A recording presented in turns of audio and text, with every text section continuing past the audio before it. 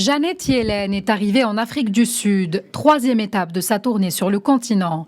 Une tournée destinée à renforcer les liens économiques avec certains partenaires sur fond d'influence grandissant de Moscou et de Pékin.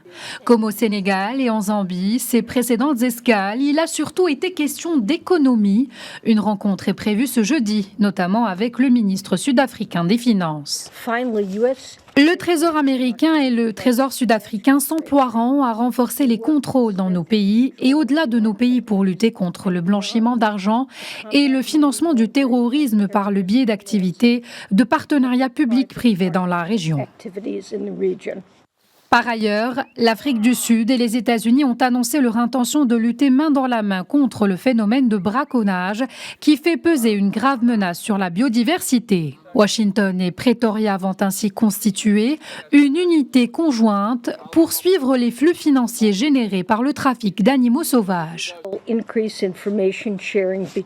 D'abord, nous allons intensifier le partage d'informations entre nos systèmes financiers. Ensuite, notre groupe de travail conjoint donnera la priorité au partage des crimes financiers et des indicateurs liés au braconnage.